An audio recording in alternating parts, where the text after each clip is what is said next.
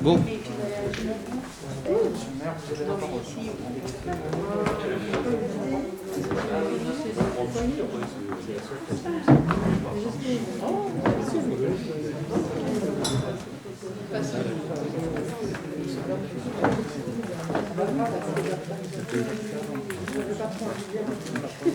Nathalie.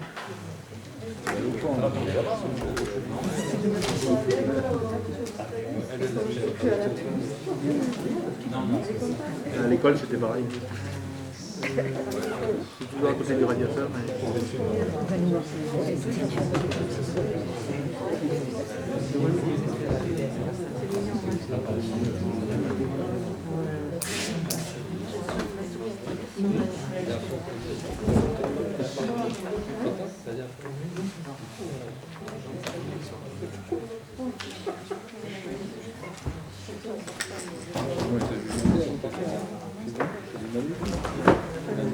Bien, bonsoir à tous.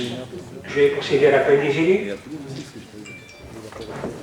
Azéma René, présent. Bernard Mathieu, présent. Bourdonnaz Martine, présent. Oussaba Mohamed, présent. Cavalieri Doro Patricia, présent. Castro Patrick, présent. Lavoirman Martine, présent. Duprat Monique, présent. Elias Manuel, présent. C'est une mauvaise liste. Encore fort Marianne là-dessus. Gage Gabriel. Présent. Gallet Didier. Présent. Gallet Gislaine. Présent. Gava Chantal. Présent. Ouavo Cathy. Présente. Souris Inès. Présent. Massafilier Joël. Présent. Elina Annick. Présente. Olivier Eric a donné pouvoir à Cavalieri Doro Patricia. Pontieux Philippe. Présent. Adrien Nathalie. Présente. Robert Philippe. Présent. Saint Gérard a donné pouvoir à Duprat Monique. Scapin Patrice. Présent. Tatiboué Pascal. Présent. Vincent Daniel. Présent. Thierry Marie. Présent. Voisin Nadia. Présent. Jean-Pierre Joséphine. Présent.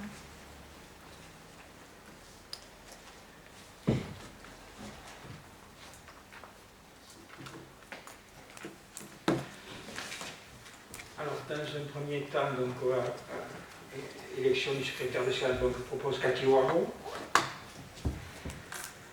au moins qu'il y ait des oppositions, d'autres candidats. Sur l'approbation des procès-verbaux de la séance du conseil municipal précédent, donc là, nous sommes un peu en retard du fait donc, que la secrétaire du DGS est en congé maladie. On n'a pas pu le rédiger.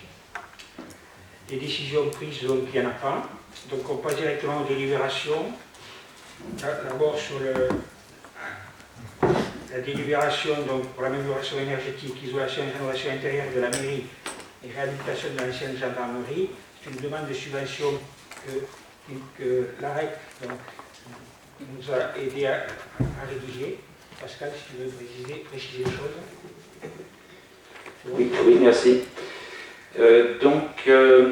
L'AREC nous a monté un dossier de demande de subvention de rénovation énergétique qui englobe à la fois les travaux de rénovation de la mairie, c'est-à-dire la chaudière, je vous rappelle, je vous ai expliqué les travaux avec les départs gaz, et les travaux de rénovation de la gendarmerie. Donc le total de la subvention, enfin le total du montant déjà de ces travaux de rénovation est environ 240 250 000 euros, qui se répartissent environ de la manière suivante, à peu près 90 000 euros pour la mairie et 150 pour la gendarmerie. Et l'AREC nous a aidé à faire cette demande de subvention donc regroupée auprès de la région pour un montant de 50 000 euros, qui est le montant maximal. Et on ne peut faire qu'une demande par an, donc on est au maximum demandable par la mairie. Et je crois qu'il y a également, dans le cadre de ces travaux de rénovation, des demandes, comme vous voyez sur le tableau, qui ont été effectuées au conseil départemental et au service de l'État. Voilà, si vous avez des questions là-dessus. Oui. Monsieur Scapin. Ça marche, c'est bon. Ça a marché. La première intervention est un peu plus longue à venir. Cette demande de subvention concerne 2 projets. Oui. On est bien d'accord? Oui. Et est-ce que vous avez prévu d'en demander d'autres sur les années à venir, ou est-ce que ce sera le seul numéro de non. Je vous ai bien expliqué que la demande de subvention au département était de 50 000 maximum par an, à la région, pardon, et de 50 000 euros par an. Et l'année prochaine, nous avons l'intention de faire une demande similaire. Et sur l'espace des gens, par exemple, il y a déjà eu un diagnostic d'effectuer. Et l'AREC, au début de l'année 2021, va nous aider à monter aussi ce dossier de subvention.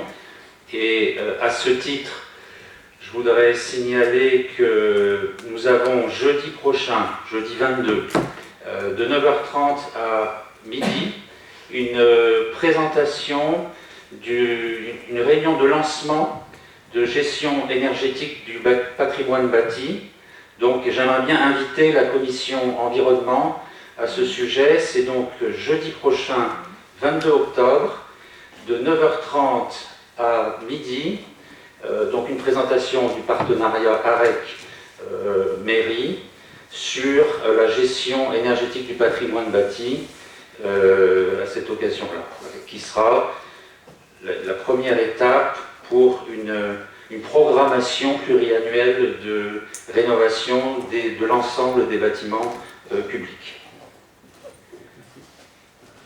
D'autres questions?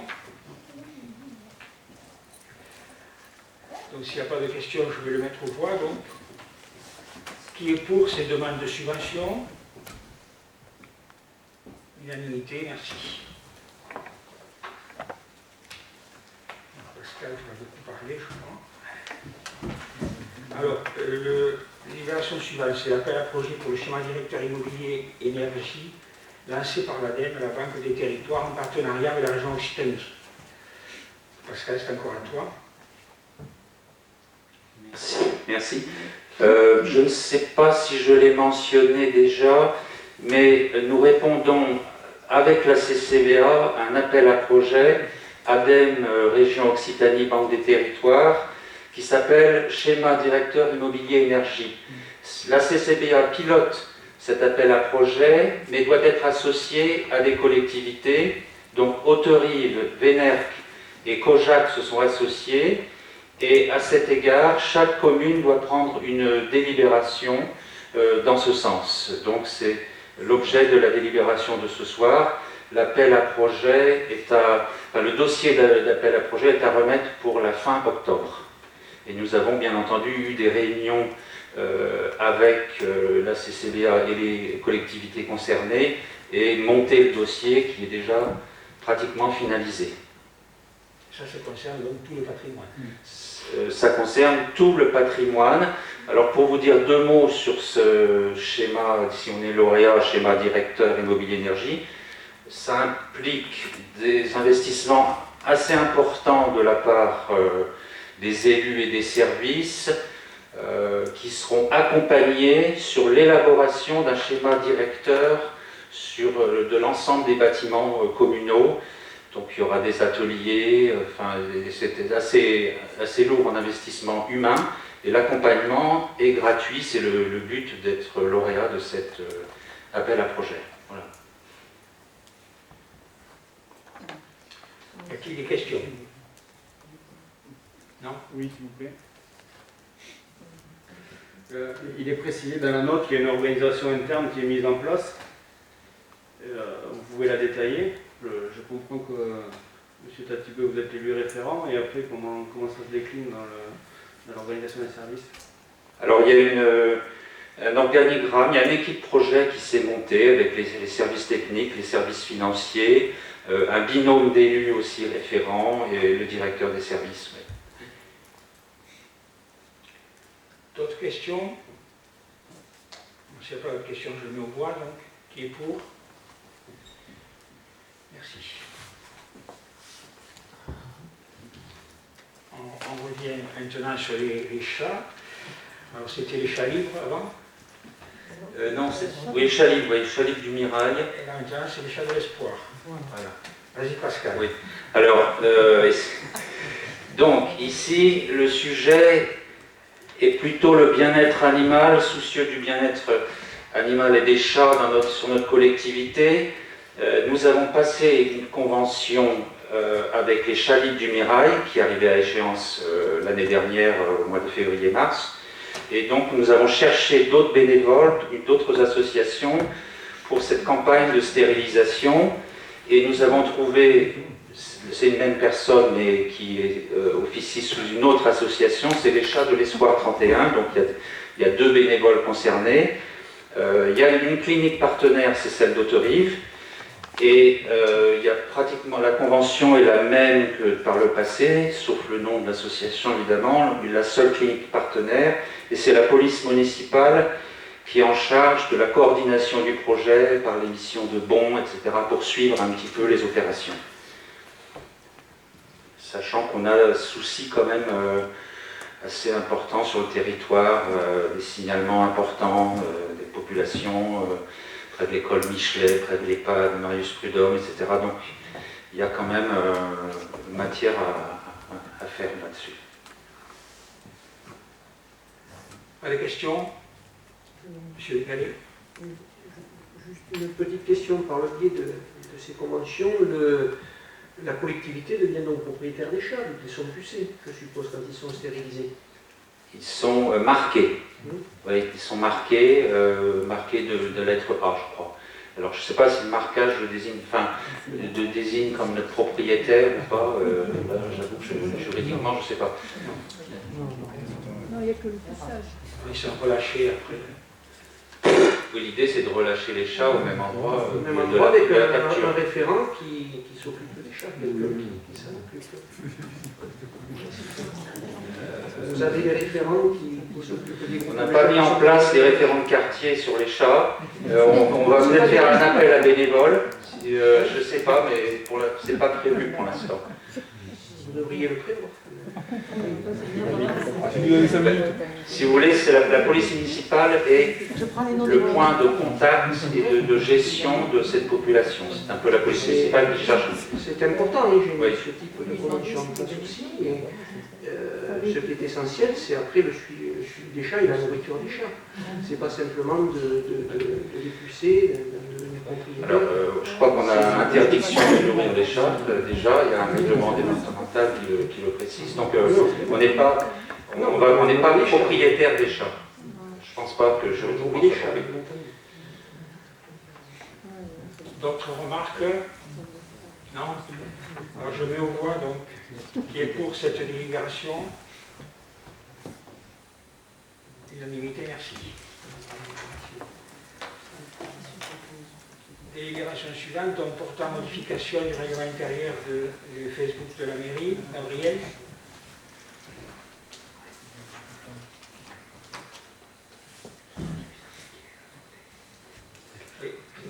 Oui, merci. La simple modification, demande de modification concerne au niveau des administrateurs remplaçants. Donc l'administrateur titulaire est toujours l'agent communication. Et ensuite, il y a toujours donc dans le même ordre de remplacement le deuxième agent dans le service communication.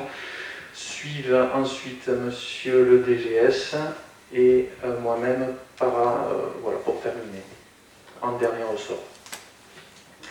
Voilà, c'est que sur ce point-là qu'il y a demande de modification du règlement. Tout ce qui est modération, tout ça, ça ne bouge pas. Je pense que... Ah, c'est fantastique. Madame Cavalier-Legault. Ça marche? Ça marche, c'est génial. Donc, la question que je voulais vous poser, ce règlement est antérieur à la nouvelle mandature. Est-ce qu'on va le revoter? Vous allez le présenter à la nouvelle mandature. Est-ce qu'il fait partie, est-ce qu'il va être intégré dans le règlement intérieur qui est à venir, je présume? Ou pas? Parce que... Oui, mais là, je sais, on vote que pour le changement. Non, il y a une modification, mais en même temps, on vote le règlement aussi. Hein. Et on revote le règlement ancien. Alors j'aurais quelques propositions, c'est pas pareil. Parce que autant j'étais tout à fait favorable pour voter en faveur du changement de personnel, mais par contre, le règlement ancien, est-ce qu'il ne devrait pas être intégré dans le règlement intérieur globalement? Et deuxièmement, dans ce règlement, je trouve quand même théoriquement dans un règlement Facebook, enfin, puisque c'est le site Facebook de la mairie, il est prévu quand même des encarts pour l'expression de l'opposition. Là, il y a... Non, des autorités. Et de l'opposition. L'expression libre, c'est dans le bulletin municipal. C'est pas prévu dans la page Facebook de la ville. Hein. Souvent, c'est prévu aussi quand il y a une page Facebook de la ville. En principe, on réintègre. Alors, je vais peut-être rappeler la finalité, l'une des finalités d'une page Facebook telle qu'on la conçoit dans cette ville. C'est-à-dire que justement, on veut écarter tout ce qui est expression politique. Il y a bien dans Facebook, vous avez vu pour ceux qui connaissent un peu l'utilisation de ça, deux choses. Il y a l'utilisation dans le cadre de l'intérêt général d'une page normale telle qu'elle doit être gérée dans une ville, et puis après, s'il peut y avoir des expressions, il doit y avoir normalement des expressions politiques, nous on estime que ça doit être mis ailleurs, dans d'autres pages qui peuvent être créées. Et puis, si les gens veulent s'exprimer, y compris dans notre ville, eh bien, il peut y avoir des expressions, mais dans d'autres pages. Il peut y avoir des partages même, je l'avais déjà dit dans les conseils avant 2020, il peut y avoir des partages de publications de Ville d'Haute-Rive, et puis qu'ensuite, on peut y faire des commentaires donc, dans notre propre profil, ou alors dans une page de groupe politique, je l'avais dit avec un chef de file d'opposition. Ensemble pour Haute-Rive. Et je le redis aujourd'hui, voilà, au nom de tous. J'y étais pas à l'époque. Voilà, c'est bien distinguer finalement l'expression politique qui, au sens du règlement intérieur, n'a pas sa place dans la page Facebook de la ville, et ça c'est bien clair, le règlement intérieur le dit. Et même il y a une modération des commentaires qui prévoit de éviter en tout cas ces commentaires-là. C'est tout. Ils y sont quand même. Ah ben, ils y sont. Alors voilà, justement, il y a le fait de devoir trouver ce juste milieu, c'est-à-dire on ne peut pas empêcher non plus l'expression, enfin la liberté d'expression des citoyens. Mais après, il faut que quand même on instaure une certaine limite à ça. C'est normal. Si je comprends bien, en tant que citoyenne, j'ai le droit de m'exprimer sur cette page Facebook. Avec modération. Avec modération. Avec modération. Avec bonne conduite. Oui, au fait de mon côté. Bonne conduite, voilà. De mon côté, c'est vrai que quand il y a des attaques, c'est pas très plaisir. Disons que, qu'est-ce qu'on veut faire de notre page Facebook de la ville? Est-ce qu'on veut en faire une tribune politique? Moi je pense, et on est tous à penser ça, et je pense y compris vous, on ne doit pas avoir en tout cas ce vice. D'accord? Il est là actuellement. Hein. Eh bien oui, mais bon, justement, c'est compliqué de gérer ça. Et je pense que d'autres villes ont du mal à gérer ça. Ouais. Et j'en appelle en effet, autant votre groupe que éventuellement, peut-être dans le futur, votre groupe, à modérer en tout cas. Il n'est interdit à personne de commenter. Là n'est pas le problème, là n'est pas le sujet. Mais c'est juste pour critiquer, j'ai toujours dit depuis le début que je suis dans le cadre d'une opposition, pardon, j'arrive plus à le dire, d'une opposition constructive. Moi, je suis dans l'intérêt des administrés. Mais sur la page Facebook dernièrement, j'ai eu des attaques personnelles que je n'ai pas spécialement appréciées, qui étaient politiques, puisque mon mouvement était cité, et que j'estime qu'elles ne devraient pas y être. Alors, soit il faut bien spécifier, et à la limite, que le modérateur retire ce type d'expression. C'est désagréable. C'est pas l'objectif, on n'est pas là pour... Il y a eu une campagne électorale c'est ce qu'on a à se dire maintenant. On en est à des résultats, vous avez gagné, ben c'est super pour vous. Moi j'ai la chance d'être là, je suis ravie des résultats, enfin des résultats du groupe. Mais je ne suis pas dans la critique. Je n'irai pas dire, si j'ai quelque chose à dire, vous me connaissez quand même, je crois, depuis un moment, je le dirai ouvertement encore. Et ça sera noté sur le PV. Voilà. Je veux dire que... Bien, madame, on redonne la parole, et cela, je crois qu'il faudrait que ceux qui ont fini de parler éteignent leur... Ah oui, pardon. Qu'il n'y ait pas de... que tous puissent marcher comme ça. Là, on touche du doigt avec ce que vous évoquez, Madame Cavalieri, Oui. la question de l'expression, il faut être clair, de personnes qui aujourd'hui n'ont plus le statut d'élu. Ce qui nous semblait important, c'est que les élus, en fonction qu'ils soient dans la majorité ou de la minorité, n'utilisent pas la page Facebook de la ville pour faire soit la promotion de l'action de la majorité, soit pour, du côté de la minorité, dénigrer. C'est vrai que ça s'applique aux élus, et là on touche la limite, à savoir est-ce que purement et simplement on supprime certains commentaires. Je rappelle quand même sur le mandat précédent que quand on a agi pour supprimer des commentaires, il y a eu des réactions plus ou moins proportionnées à ces suppressions, et que du coup, aujourd'hui, c'est vrai que pour certaines personnes qui ne sont plus élues, qui ont retrouvé leur vie normale, elles s'expriment en tant que citoyens, et toute la question est de tracer la limite. Je pense qu'aujourd'hui, la meilleure solution est aussi de ne pas, sur le site de la page Facebook de la ville, alimenter quand des personnes, effectivement, se permettent certains commentaires. C'est en tout cas, nous, le parti qu'on a pris. Et ensuite, d'utiliser vos propres médias, vous reprenez la page et vous faites votre commentaire sur votre page. Parce que quelque part, c'est très difficile de tracer la limite entre ce qui est, ce qu'une personne peut dire non élue au titre de sa liberté d'expression, et ce qu'on peut censurer. Donc c'est pour ça qu'aujourd'hui, c'est rajouter dans le règlement l'interdiction complète des commentaires, c'est aussi priver les autorivins d'un moment donné pouvoir exprimer des choses telles quelles. Par contre, il nous appartient, me semble, à nous tous en tant qu'élus, d'utiliser les moyens de nos propres groupes d'élus pour répondre ou pour diffuser l'information. Et c'est vrai que la vocation, quand vous lisez le règlement, c'est écrit très clairement, c'est justement d'être sur cette notion d'information, parce que les gens, hein, on l'a vu, enfin, moi je voudrais quand même le noter, notamment pendant le confinement, il faut voir que l'utilisation de la page Facebook et le suivi qui en a été fait ont montré que ça a été un relais très important pour nos concitoyens pour avoir de l'information, et que la partie commentaire nous permettait du coup aussi de répondre à des interrogations dont tout le monde pouvait profiter. Et là, c'est vrai que le rôle de censeur est un peu compliqué, et aujourd'hui, il nous semble qu'il vaut mieux, écoutez, laisser, vous savez, quand vous faites quelque chose, il y a des personnes qui se prononcent pour, d'autres contre, et peut-être que la meilleure solution, c'est l'ignorance, parce que ça permet effectivement de ne pas... Voilà. Et bien vous pouvez vous relayer, nous, notre groupe, ça nous arrive de relayer une publication, et là, sur nos propres moyens, de pouvoir s'exprimer de manière politique, parce que c'est vraiment pas le but ni de la page Facebook, ni du site de la ville. Et c'est pour ça qu'il n'y a pas de droit à l'expression à l'opposition, parce qu'il n'y a pas de droit d'expression de la majorité, en fait. Vous remarquerez qu'il n'y a aucun commentaire porté par... Ah oui, mais ça, de toute façon, personnellement... Oh, pardon.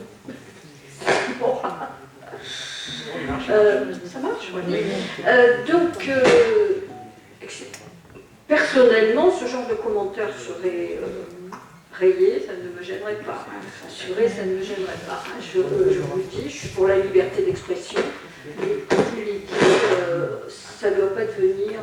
Et c'est agaçant quand vous lisez une page, alors que vous dites rien, que vous respectez, de vous voir attaquer. Voilà, c'est tout. Alors que je crois que je ne suis pas en train d'attaquer les gens, Bien. Gabriel, tu veux rajouter quelque chose ? porte normalement, il me semble. Voilà. Oui, non, quand il commençait à le dire, je vais le dire aussi avec mes mots, c'est-à-dire que la finalité de la page, on le sait, on veut écarter, on va dire, l'expression politique, et les 2000 abonnés, il y a, je pense, une partie importante qui ne veut pas voir ce genre d'échange. En tout cas, c'est quelque part prendre en otage, d'accord, les 2000 abonnés qui ne demandent pas à voir ces choses-là. Et je pense qu'ils ont raison, en effet, de ne pas,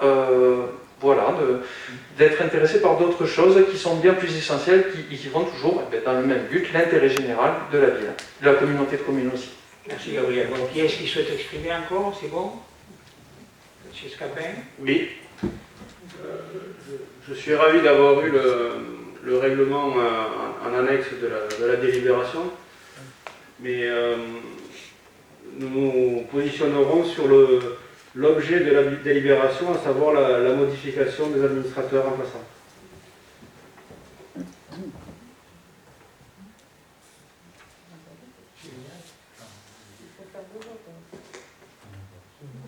Donc vous n'avez pas voté le règlement intérieur en entier. Juste sur la partie administrateur, en fait. Tout à fait. Comment? Donc ça veut dire qu'il faudra qu'on reprenne le règlement intérieur à notre moment, monsieur?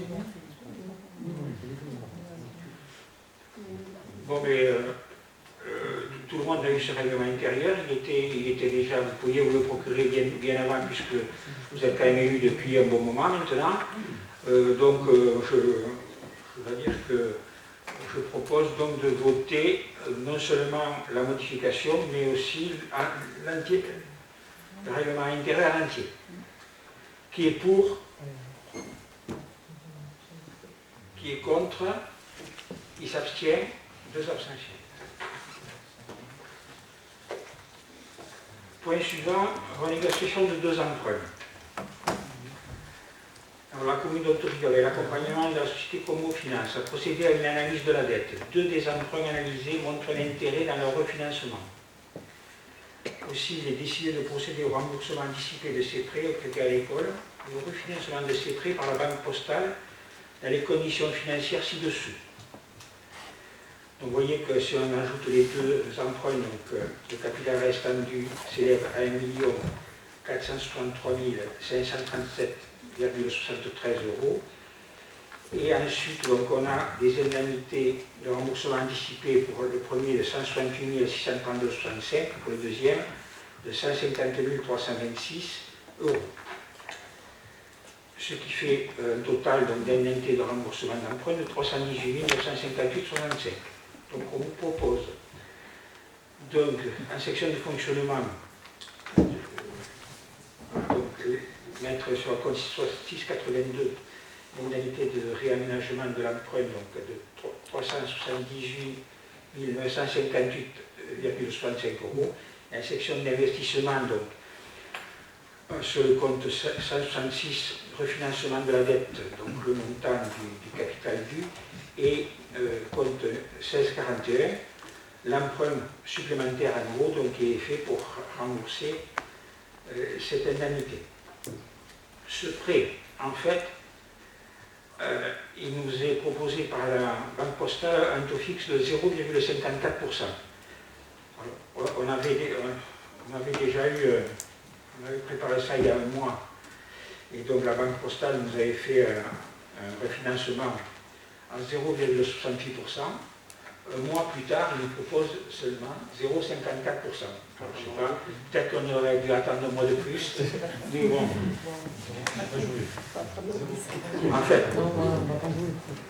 donc ça veut dire que ça nous fait quand même une économie importante. Alors, je n'ai pas le dernier calcul, donc je fais simplement le calcul avec le taux à 0,68%. Déjà, avec ce taux à 0,68%, l'échéance annuelle passe de 162 266 € à 144 269 €, et en particulier la partie intérêt, donc, ce qui plombe notre fonctionnement, on est parti de 74 819 € à 11 858 €.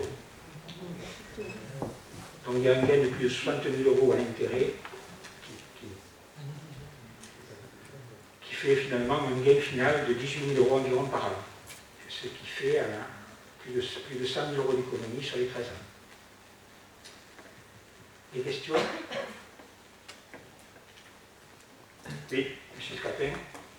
On est à peu près d'accord sur les chiffres. Oui, je pense, peut-être même qu'on fait un peu plus d'économie que ça, mais je n'ai peut-être pas les bons chiffres non plus. Je voudrais savoir si, je suis ravi que la commune renégocie et fasse des économies en renégociant les emprunts. Est-ce que ce sont les deux seuls emprunts qui vont être renégociés ou est-ce qu'il y en a d'autres qui vont, non, effectivement, venir? La société qui nous a accompagnés donc, a étudié les choses et il n'y a que ces deux-là qui montrent un intérêt pour le refinancement. Il n'y a que ces deux-là. Les autres, les indemnités sont encore plus terribles. Je dois dire ici que je suis un peu déçu du Crédit Agricole parce que, évidemment, l'idée la plus simple serait été que le Crédit Agricole les reprenne, mais ils n'ont pas voulu. Y a-t-il d'autres questions?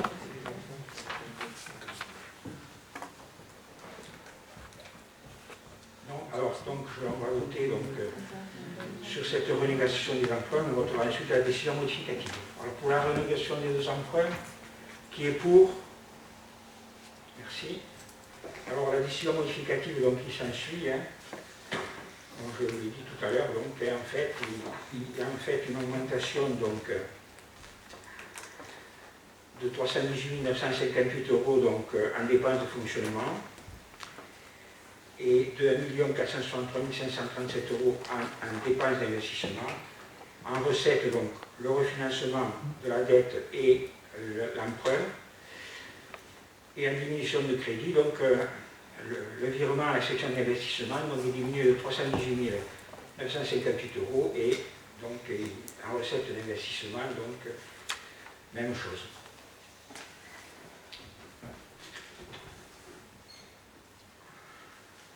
Même pour équilibrer, on a baissé donc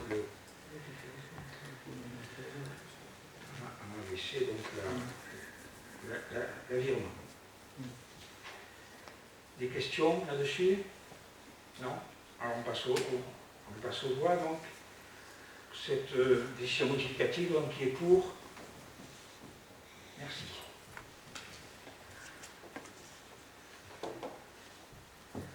Alors, on propose maintenant une autre demande de subvention. Alors, elle concerne aussi la rénovation donc, globale du bâtiment de la gendarmerie, puisqu'on a vu tout à l'heure la partie simplement rénovation énergétique. Et on rajoute la réhabilitation et réménagement du premier étage de la mairie. Parce que le premier étage ne fait pas partie donc, du projet actuel qui concerne donc, le rez-de-chaussée et le deuxième étage. Cette réhabilitation du premier étage, c'est un projet qui pour l'instant n'en est qu'à ses balbutiements. Mais donc on a une petite estimation qui a été faite par notre maître d'œuvre, Madame Boudin, à 480 000 €. Et donc on rajoute ça à 358 000 € donc de la rénovation de la gendarmerie. On propose donc des demandes de subvention pour le fonds de soutien à l'investissement local. L'ancienne gendarmerie. Qu'est-ce que j'ai dit, des bêtises? La gendarmerie, l'ancienne gendarmerie. Celle-là, pour l'instant, elle n'a pas besoin de rénover encore. Ça devrait aller. Y a-t-il des questions? S'il n'y en a pas de questions, je le mets dans votre voix. C'est demande de subvention, donc qui est pour. Merci. Ressources humaines, donc on propose donc de créer 2 postes d'adjoint d'animation, donc suite à des congés maladie et une personne, je crois, qui a... D'accord. Et un changement de poste pour un autre personnel, donc on a besoin de ces 2 personnels supplémentaires, donc un à 23h, l'autre à 15h. Ensuite, sur l'autre création, c'est la création d'un poste à 33h. Alors en fait, c'est une ATSEM donc, qui ne souhaite pas faire 35 heures en fait. C'est-à-dire que pour faire 35 heures, les ATSEM doivent travailler un peu pendant les petites vacances scolaires. Elle ne souhaite pas travailler. Donc son poste qui était à 35 heures devient un poste à 33 heures. On crée un poste à 33 heures et on supprime son poste qui était à 35 heures. Voilà les explications. Y a-t-il des questions? Non? Je mets au voix. Qui est pour? Merci.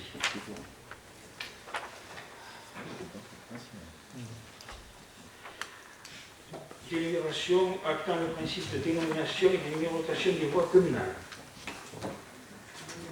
Alors, je vous demande donc de valider le principe général de dénomination et de numérotage des voies communales et d'autoriser l'engagement des démarches préalables en mise en œuvre de la dénomination et du numérotage des voies. Sachant que c'est, pour certains de nos administrés, c'est très important, d'une part par rapport bien sûr à l'administration, mais aussi par rapport au GPS. Donc, certains livreurs n'arrivent pas à les trouver.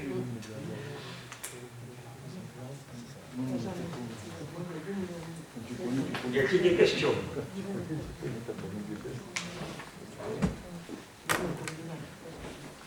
Oui, je ne sais pas si c'est la... Non, c'est une mauvaise intervention. Non, je ne sais pas si c'est là. Alors, qui est pour cette délibération, donc? Merci. Alors, passons maintenant aux choses sérieuses. Donc, on vous demande de valider les noms attribués à l'ensemble des voies communales ci-dessous. Donc, Hameau de Molle, Impasse Jacques Lavaille, Impasse du Ramier, rue des Oliviers, allée du Chasselas. Alors, vous avez les plans donc, qui figurent. Hameau de Molle, quand tout le monde sait où c'est. Impasse Jacques Lavaille, c'est dans le fond de la chemin de la Fajole. L'impasse du Ramier, c'est facile de voir, c'est là où sont installés les gens de voyage actuellement. La rue des Oliviers, Patrice, c'est aussi. Je peux intervenir si vous voulez dessus. Ouais. Et après, il y a l'allée du Chasselas, donc, qui est aussi sur le chemin de la Fajole. Cavalerie de Rouen. Ma question, je me demande qui est Jacques Lavaille.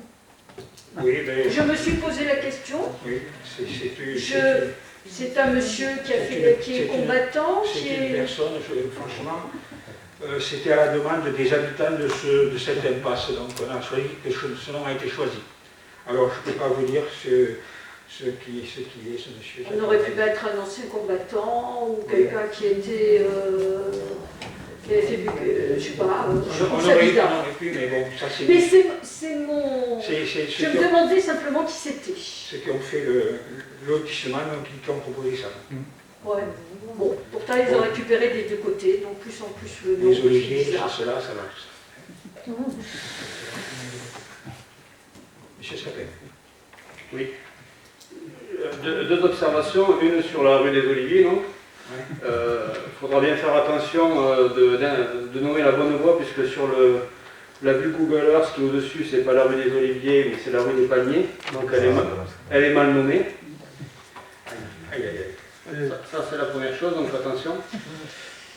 Et ensuite, je me posais la question sur l'impasse du Ramier. Est-ce qu'il ne peut pas y avoir de quiproquo avec l'allée du Ramier? Voilà, je me demande. Il y a déjà une allée du Ramier et une grande allée du Ramier. Donc il y a la rue du Ramier. La rue du Ramier. La rue du Ramier descend vers Ariège, depuis la rue Étienne-Millière. Et après, c'est la grande allée du Ramier qui va vers... Donc les gens doivent se repérer déjà en nommant une quatrième voie Ramier, ça va arranger. Ce Ramier reste proche de l'autre Ramier. Il y a l'Ariège au milieu. La rue d'un côté et puis l'impasse qui est perpendiculaire, donc c'est assez logique. Donc, question pour ces dénominations, donc qui est pour? Merci.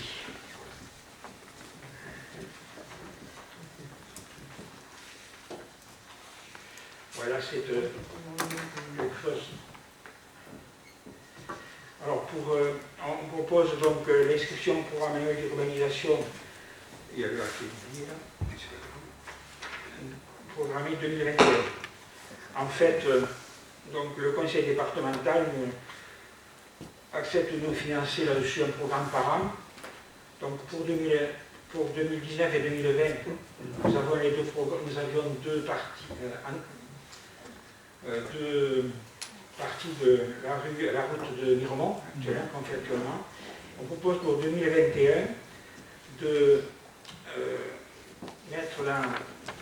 demander la subvention pour la rue Émile Zola, pour la partie située entre la RD 820 et le passage à niveau numéro 22.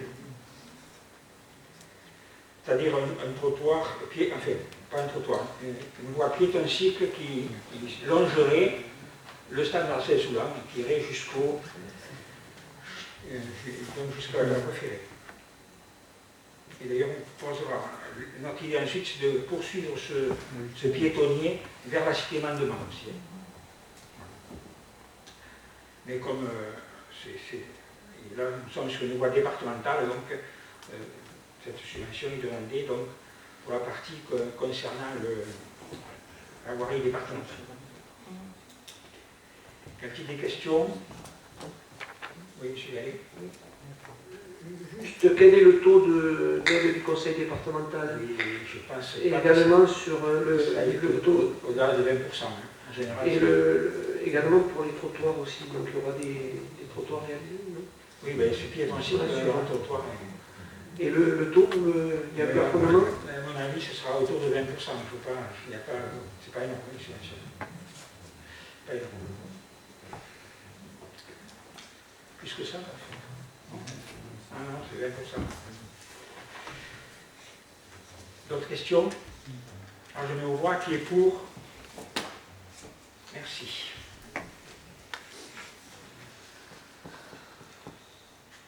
Bon, là, cette nouvelle délibération, c'est pour le refus du transfert de compétences PLU à la CCDA. Alors là, c'est un peu le gag parce que, en fait, on nous a refusé la délibération parce qu'elle n'avait pas été prise après le 1er octobre. Il fallait prendre la délibération entre le 1er octobre et le 31 décembre. On l'avait pris au conseil du 26 septembre et donc au 19 septembre. Et voilà, donc il faut la refaire, mais bon, ça ne change pas grand-chose, mais on la refait. Je ne pensais pas que c'était vraiment aussi drastique. 1er octobre, 31 décembre, ils sont sérieux. Monsieur Gaillot. Oui, je le savais, mais vous voyez que des petites choses comme ça qui vous paraissent futiles sont importantes. Oui. Bien, on me remet au voix donc, qui est pour. Merci. Alors, concertation pour la modification scientifique du PLU, c'est Plateau Petit. Merci.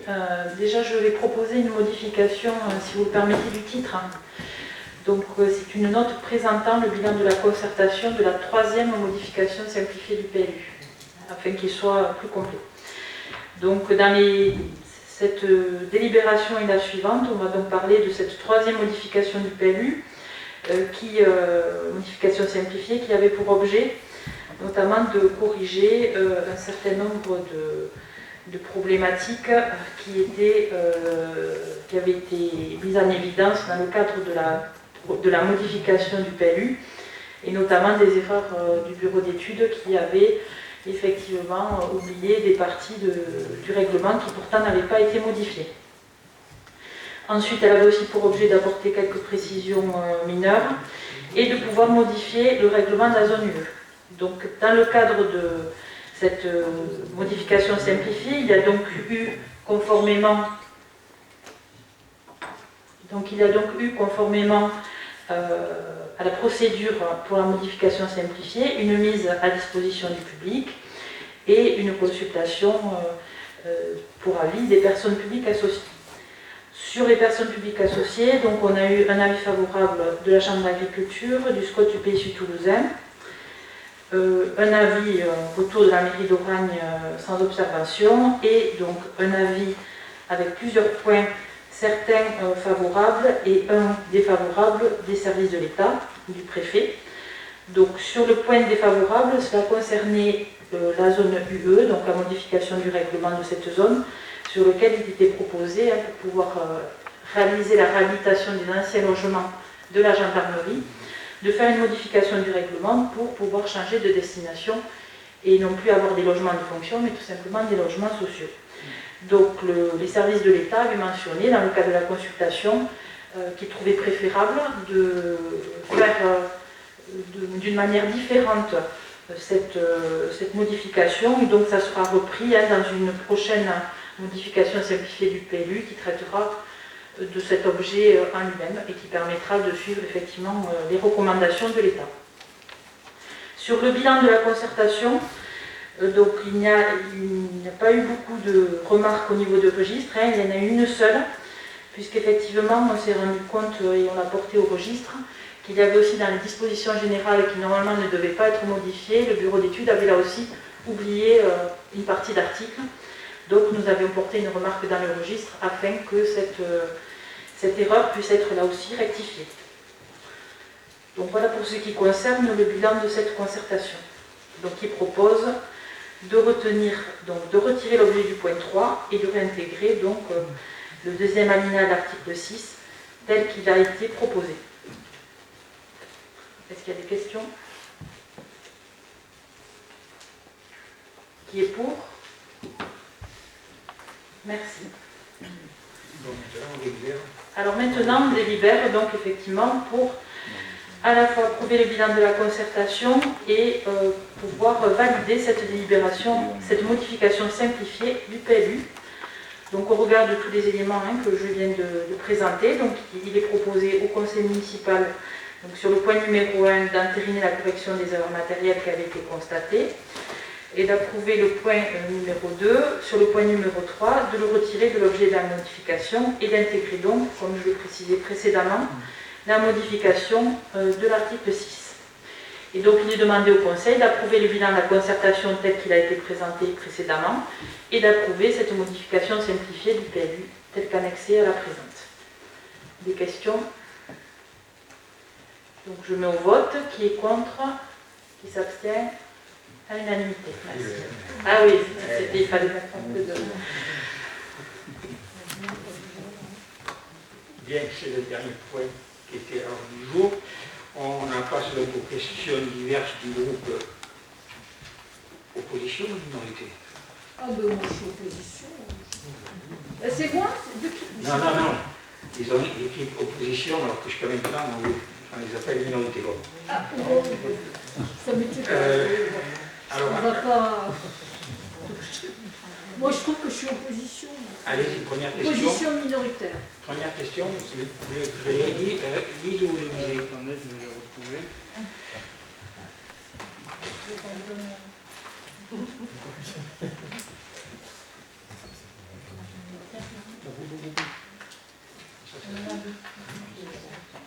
Je vous en prie, s'il vous plaît.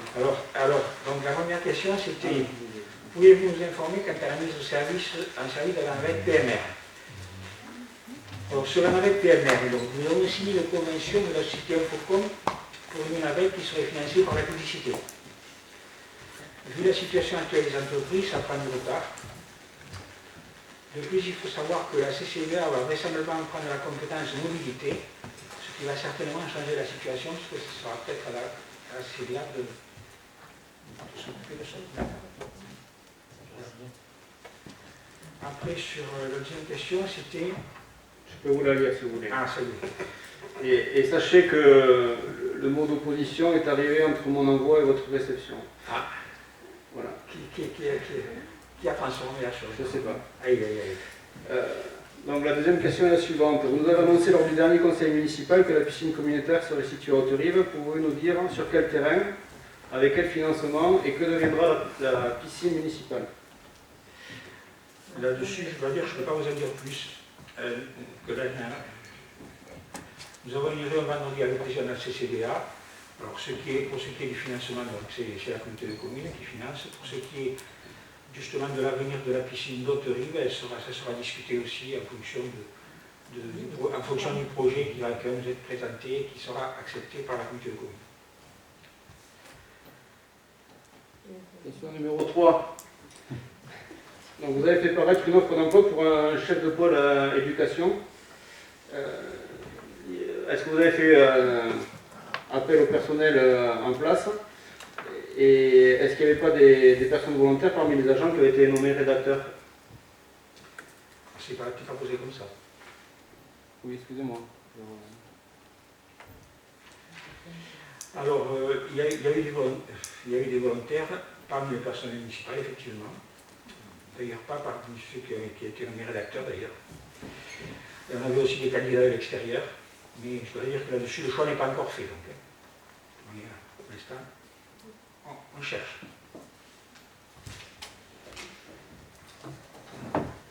Ensuite, où en êtes-vous du projet de passerelle? Un projet a-t-il